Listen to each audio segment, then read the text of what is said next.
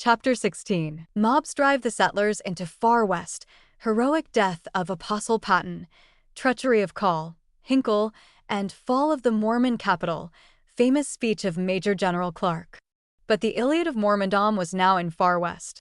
Hans Mill massacre was merely a tragic episode, a huge tragedy in itself, it is true, such as civilized times scarcely ever present, yet merely an episode of this strange religious Iliad of America and the 19th century. The capital of Mormondom was now the city of Far West in Missouri. There was Joseph the prophet. There was Brigham Young, his St. Peter, who by this time fairly held the keys of the latter-day kingdom. There were the apostles. There were two armies marshaled, the army of the Lord and the army of Satan. And these were veritable hosts of flesh and blood, equipped and marshaled in a religious crusade, not merely spiritual powers contending. On the 4th of July, 1838, writes Apostle Parley Pratt, thousands of the citizens who belonged to the Church of the Saints assembled at the city of Far West, the county seat of Caldwell, in order to celebrate our nation's birth. We erected a tall standard, on which was hoisted our national colors, the stars and stripes, and the bold eagle of American liberty. Under its waving folds we laid the cornerstone of a temple of God, and dedicated the land and ourselves and families to Him who had preserved us in all our troubles. An address was then delivered by Sidney Rigdon, in which was portrayed in lively colors the oppression which we had suffered at the hands of our enemies. We then and there declared our constitutional rights as American citizens and manifested our determination to resist, with our utmost endeavors, from that time forth, all oppression and to maintain our rights and freedom, according to the holy principles of liberty as guaranteed to every person by the Constitution and laws of our country. This declaration was received with shouts of Hosanna to God and the Lamb, and with many long cheers by the assembled thousands, who were determined to yield their rights no more unless compelled by superior power. Very proper, too, were such resolutions of these sons and daughters of sires and mothers who were among the pilgrim founders of this nation, and among the heroes and heroines of the Revolution. But Missouri could not endure this temple building to the God of Israel, nor these mighty shouts of Hosanna to His name, while the all-prevailing faith of the sisters brought more of the angels down from the New Jerusalem than earth just then was prepared to receive. In popular words, this formidable gathering of a modern Israel and this city building within its borders loomed up to Missouri as the rising of a Mormon empire. Soon the state was alive with mobs determined on the extermination of the saints. Soon those mobs numbered 10,000 armed men. Soon also were they converted into a state army, officered by generals and major generals, with the governor as the commander-in-chief of a boldly avowed religious crusade, with rival priests as its inspiring demons. One feature, all worthy of note, in this Hebraic drama of Mormondom, is that while modern Israel was ever in the action inspired by archangels of the New Covenant, the anti-Mormon crusade was as constantly inspired by sectarian priests at war with a dispensation of angels. Even the mobber, Captain Comstock, who was bold enough to perpetrate a Hans Mill massacre, was in consternation over the magic prayers of a few stricken women who honored the God of Israel in the hour of direst calamity. Thus throughout Missouri. And so the exterminating order of Governor Boggs prevailed like the edict of a second Nebuchadnezzar. There was a Mormon war in the state. So it was styled. Mobs were abroad, painted like Indian warriors, committing murder, robbery, burning the homesteads of the saints, and spreading desolation. Next, 1,000 men were ordered into service by the governor, under the command of Major General Atchison and Brigadier Generals Park and Doniphan. This force marched against the saints in several counties. A Presbyterian priest, Reverend Satchel Woods, was its chaplain. He said prayers in the camp, morning and evening. 'Twas a godly service in an ungodly crusade, but the Reverend Satchel Woods was equal to it. The Philistines drove modern Israel before them, and their priest prayed Jehovah out of countenance. In Far West 1,000 men of our Mormon Israel flew to arms, and in Daviess County several hundred men assembled for defense. Colonel David Patton, an apostle, with his company put to flight some of the mob, but the Crusaders in general drove the saints from settlement after settlement. Hundreds of men, Women and children fled from their homes to the cities and strongholds of their people. From Daviess County and the frontiers of Caldwell, the refugees daily poured into the city of Far West. Lands and crops were abandoned to the enemy. The citizens in the capital of the saints were constantly under arms. Men slept in their clothes, with arms by their side, ready to muster at a given signal at any hour of the night. A company under Colonel Patton went out to meet the enemy across the prairies, a distance of 12 miles, to stop the murder and spoliation of a settlement of their people. Parley Pratt was one of the posse. The night was dark, he says.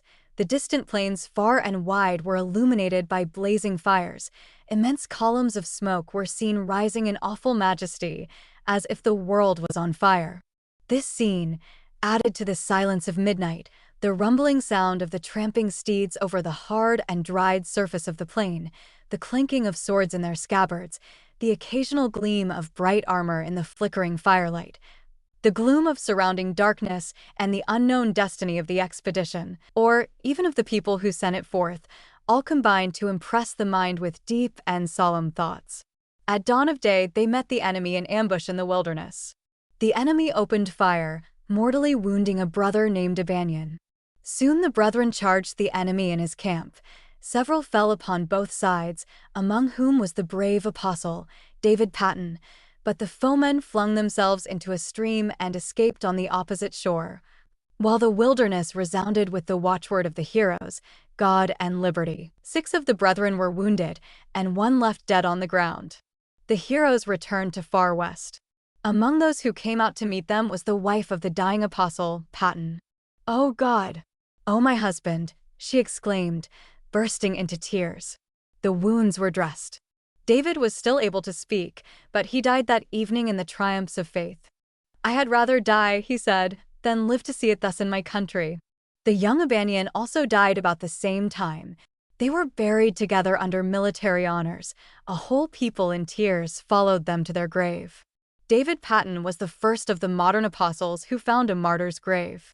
He is said to have been a great and good man who chose to lay down his life for the cause of truth and right. Not long now ere Governor Boggs found the opportunity for the grand expulsion of the entire Mormon community, from 12 to 15,000 souls. He issued an order for some 10,000 troops to be mustered into service and marched to the field against the Mormons, giving the command to General Clark. His order was expressly to exterminate the Mormons or drive them from the state. The army of extermination marched upon the city of Far West. The little Mormon host, about 500 strong, marched out upon the plains on the south of the city and formed in order of battle.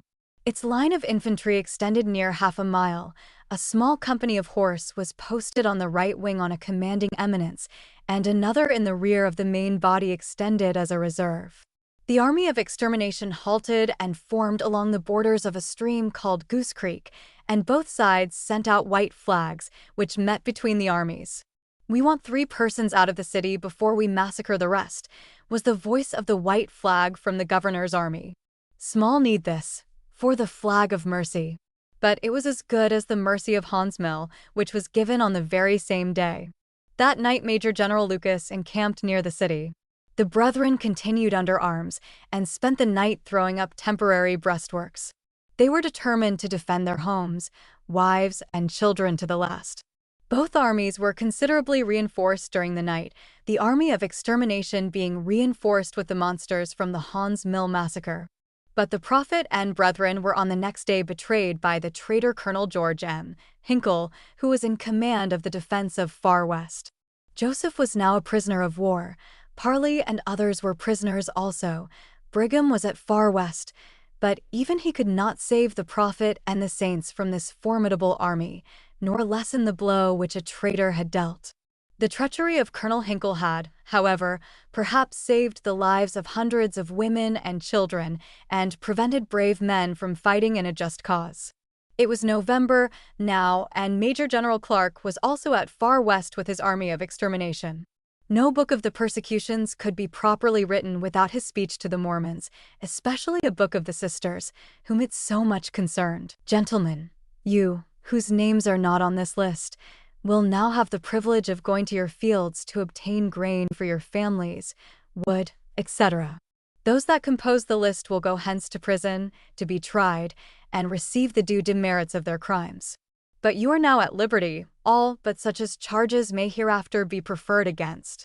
It now devolves upon you to fulfill the treaty that you have entered into, the leading items of which I now lay before you. The first of these items you have already complied with, which is that you deliver up your leading men to be tried according to law. Second, that you deliver up your arms. This has been attended to. The third is that you sign over your property to defray the expenses of the war. This you have also done. Another thing yet remains for you to comply with, that is, that you leave the state forthwith, and, whatever your feeling concerning this affair, whatever your innocence, it is nothing to me. General Lucas, who is equal in authority with me, has made this treaty with you. I am determined to see it executed. The orders of the governor to me were that you should be exterminated and not allowed to remain in the state. And had your leaders not been given up and the treaty complied with, before this you and your families would have been destroyed and your houses in ashes. There is a discretionary power resting in my hands, which I shall try to exercise for a season. I did not say that you must go now, but you must not think of stopping here another season, or of putting in crops, for the moment you do, the citizens will be upon you. I am determined to see the governor's orders fulfilled, but shall not come upon you immediately. Do not think that I shall act as I have done any more, but if I have to come again because the treaty which you have made is not complied with, you need not expect any mercy, but extermination, for I am determined that the governor's order shall be executed. As for your leaders, do not think, do not imagine for a moment, do not let it enter your minds that they will be delivered, or that you will see their faces again, for their fate is fixed, their die is cast, their doom is sealed. I am sorry, gentlemen, to see so great a number of apparently intelligent men found in this situation that you are. And, oh, that I could invoke the spirit of the unknown God to rest upon you, and deliver you from that awful chain of superstition, and liberate you from those fetters of fanaticism with which you are bound. I would advise you to scatter abroad and never again organize with bishops, presidents, etc., lest you excite the jealousies of the people and subject yourselves to the same calamities that have now come upon you. You have always been the aggressors. You have brought upon yourselves these difficulties by being disaffected and not being subject to rule, and my advice is that you become as other citizens, lest by a recurrence of these events you bring upon yourselves inevitable ruin.